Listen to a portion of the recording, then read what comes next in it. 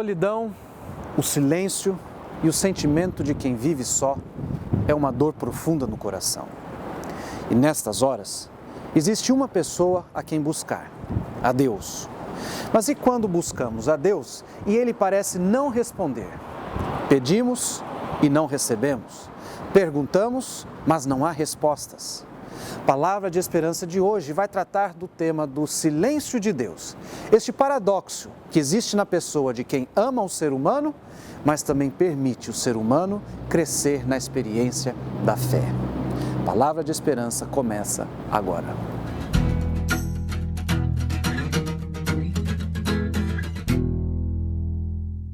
Olá, meus queridos amigos.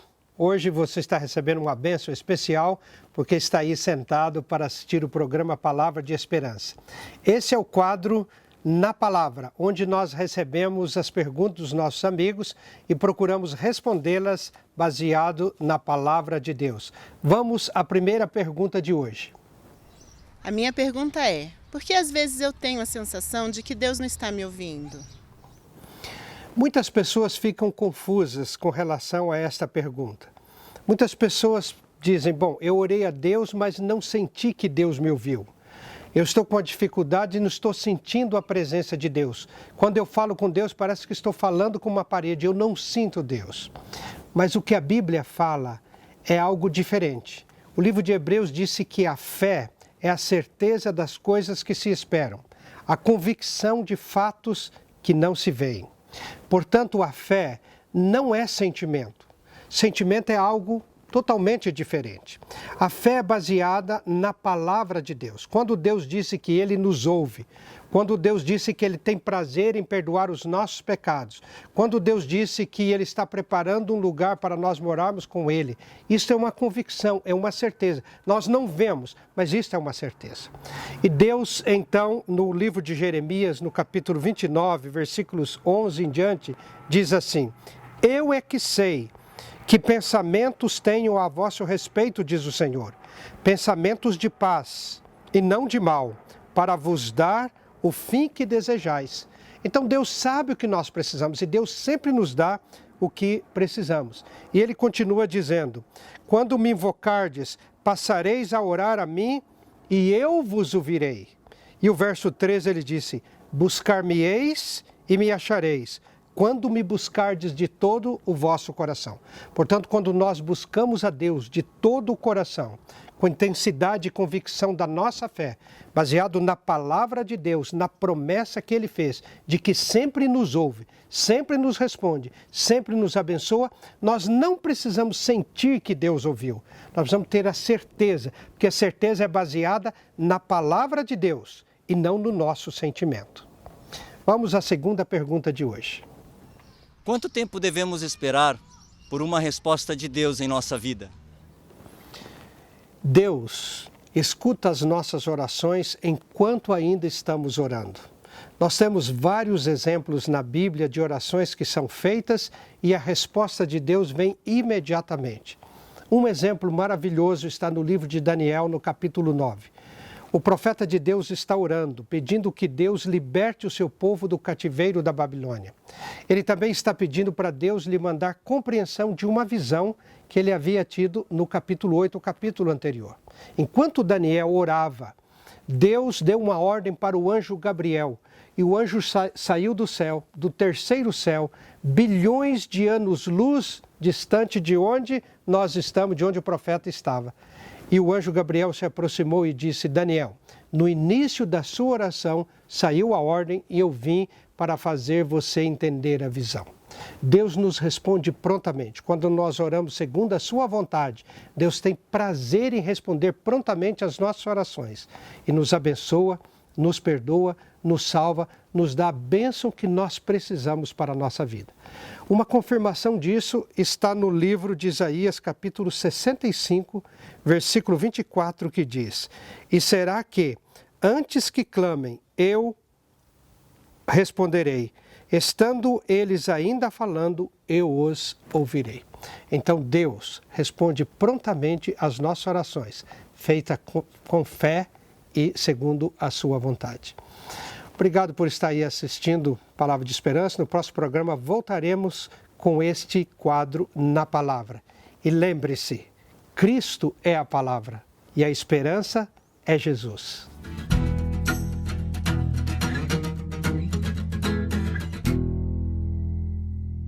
Programa Palavra de Esperança hoje, trazendo um tema muito interessante. Você vai gostar, eu tenho certeza.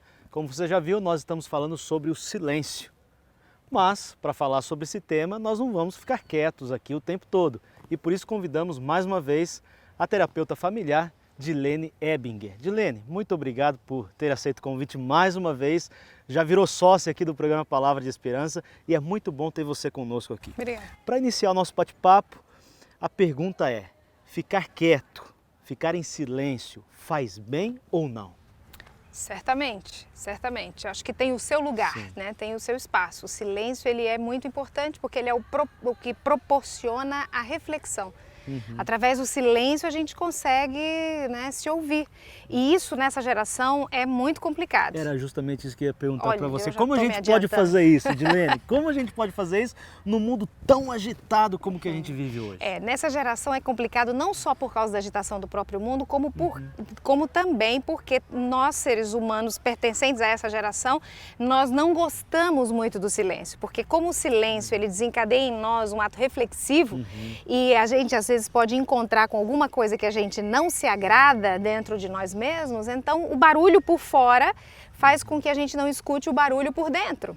Então, televisão, iPod, né, música aqui, celular e tal, sempre conectado com algum ruído, com alguma coisa. Dificilmente você vê um jovem hoje andando ou no ônibus ou metrô, em algum lugar que não esteja Conectado, né, com os fones ouvindo, né, alguma coisa. Essa dificuldade em se ouvir, em parar, em silenciar, leva o indivíduo a pouco conhecimento de si mesmo.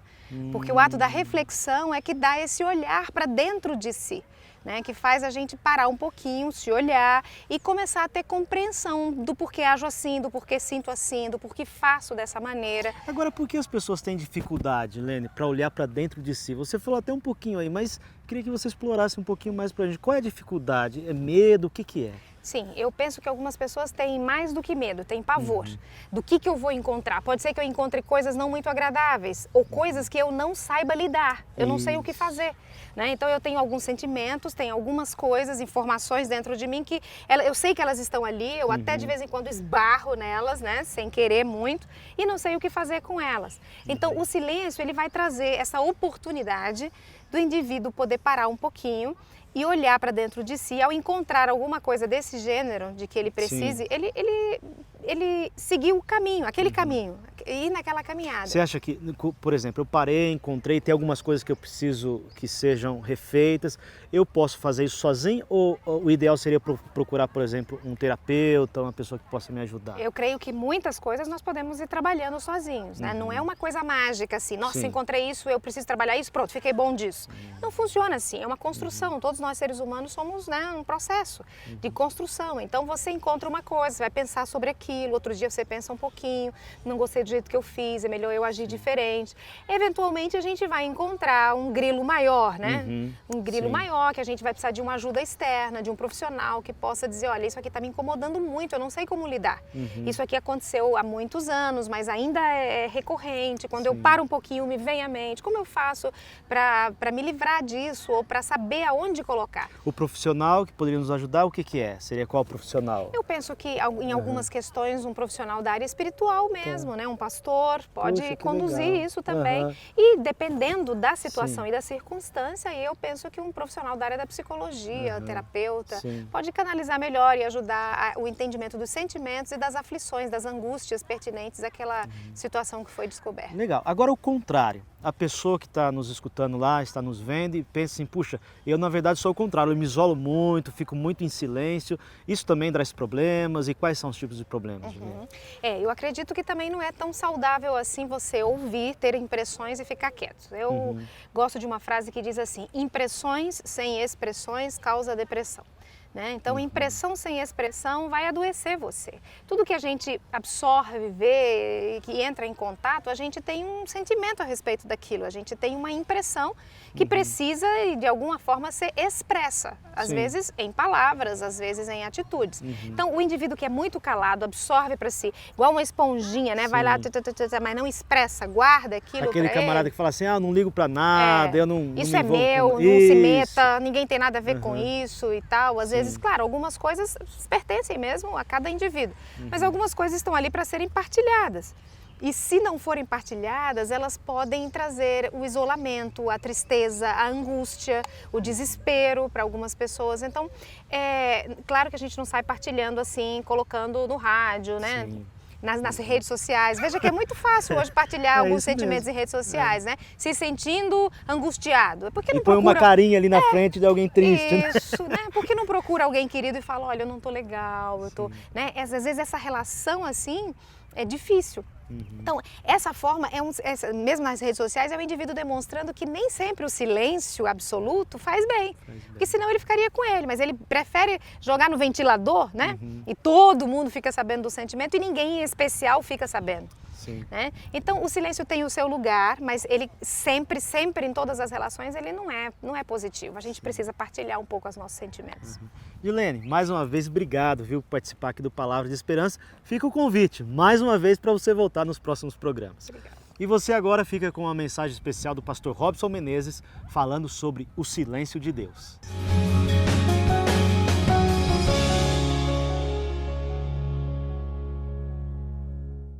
Nosso mundo parece estar cada vez mais acelerado. Nós estamos tão conectados a amigos, família e trabalho que parar tudo parece algo muito difícil e até mesmo improvável. É por isso que o programa Palavra de Esperança está aqui no elevado Costa e Silva, uma região que fica no centro da cidade de São Paulo, por onde passam diversos carros. Mas essa hora da noite vive uma realidade estranha, sem nenhum movimento. Estamos aqui para falar sobre o silêncio de Deus. Acompanhe conosco a partir de agora.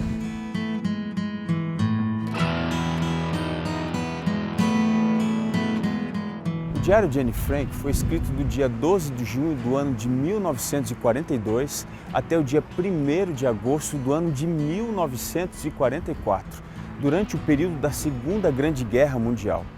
A sua família era da cidade de Frankfurt e foi buscar refúgio em Amsterdã, juntamente com um grupo de refugiados judeus que se esconderam naquele lugar. Com apenas 13 anos de idade, ela descreve a rotina dura que aquelas pessoas levavam fugindo do sistema do nazismo. No dia 4 de agosto do ano de 1944, os agentes da Gestapo conseguiram achar todos aqueles que estavam escondidos na cidade de Amsterdã. Eles separaram Anne Frank de seus pais e os levaram para o campo de concentração. Ela morreu no mês de fevereiro do ano de 1945.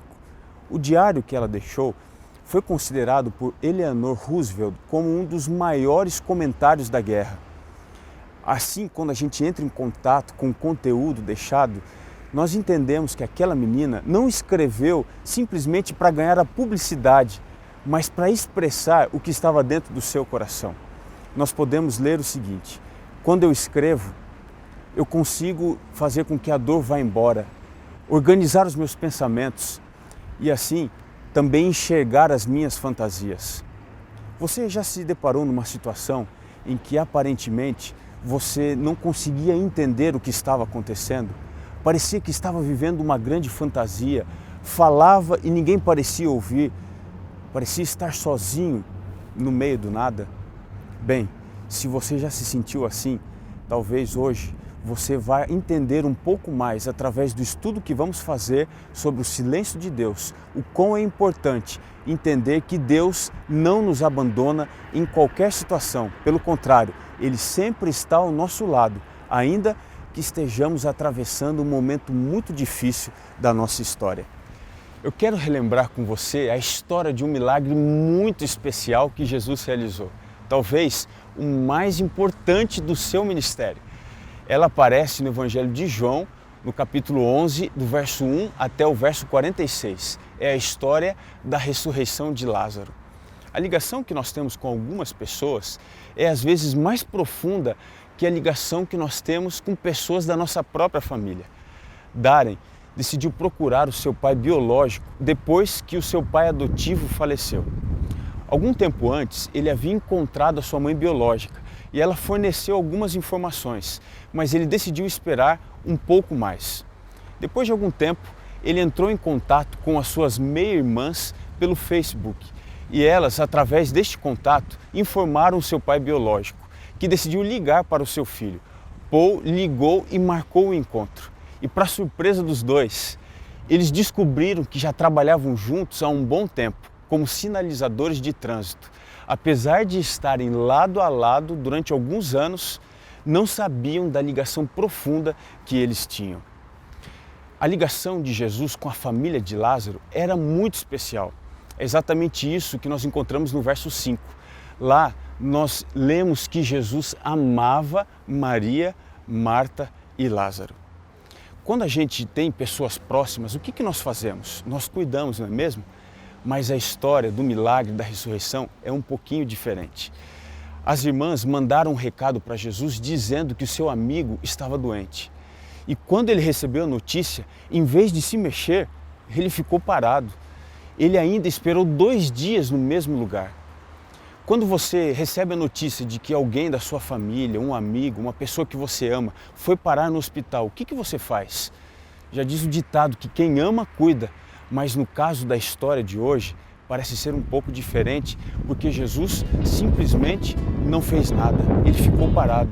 Aquele que tinha poder para curar, parecia que tinha perdido a vontade. No teste da amizade, o mestre aparentemente fracassou.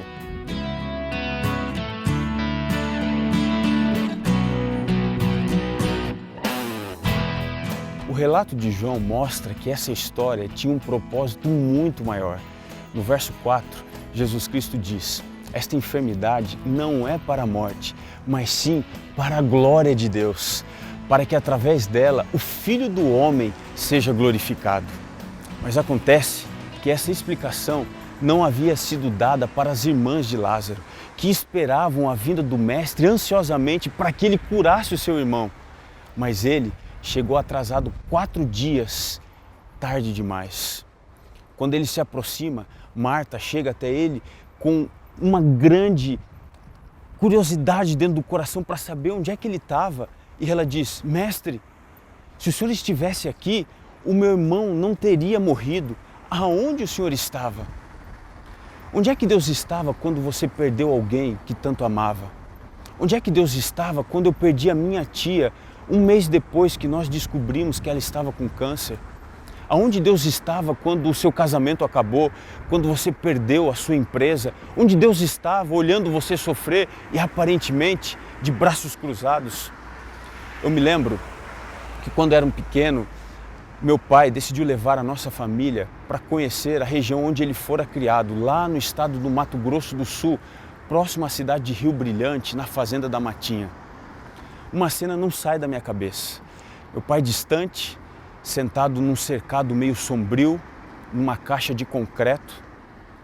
A minha curiosidade foi tanto que eu decidi me aproximar para ver o que estava acontecendo. E quando eu cheguei ali, meu pai estava chorando. O que eu não sabia é que aquele era o túmulo da minha avó, que havia falecido quando ele tinha 15 anos, deixando-o agora sozinho na vida, porque ele já era órfão de pai. Queridos, com esta cena, eu quero dizer que eu entendo hoje onde Deus está quando eu e você sofremos. Ele está do nosso lado, chorando, sofrendo, porque Deus sofre com o nosso sofrimento. A palavra de Deus no Antigo Testamento, no livro do profeta Jeremias, no capítulo 29, verso 11, diz assim: eu aqui sei que pensamentos tenho a vosso respeito, diz o Senhor, pensamentos de paz e não de mal, para dar a vocês o fim que vocês tanto querem. Em Isaías 46, o verso 10, nós encontramos que o Senhor anuncia o fim desde o princípio. Deus sabe de todas as coisas, Deus sabe para onde tudo vai caminhar, mas isso não impede que Ele sofra com o seu sofrimento, não impede que Ele chore quando você chora. Deus se importa com você, se importa com a sua angústia. O silêncio de Deus é a reverência do seu sofrimento, a sua dor. Não se esqueça disso.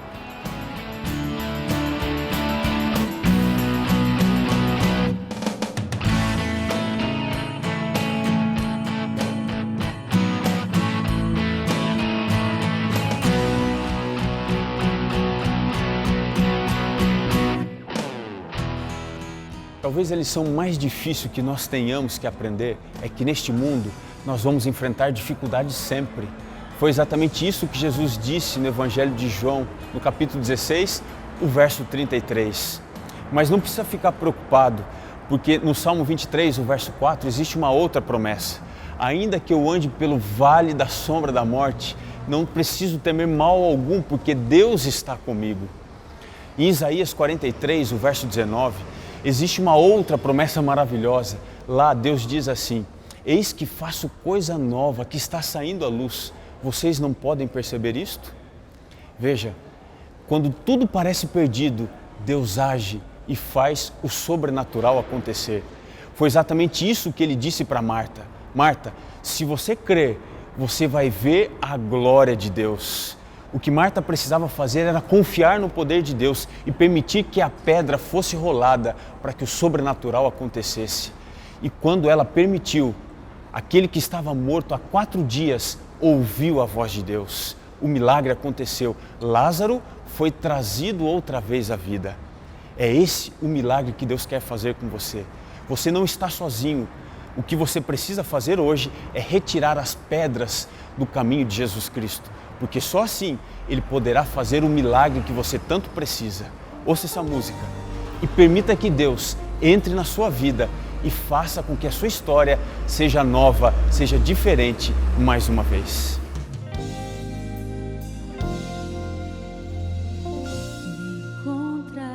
Me sentir em teus braços é o que me dá forças, meu Pai. Não existe lugar mais seguro para eu me esconder, descansar. Não haverá outro lugar para ir sem tua mão guiando meus pés aonde for, ó meu Senhor. Seguro eu estou em ti, nas asas do teu amor eu vou voar pros teus braços, Senhor, descansar.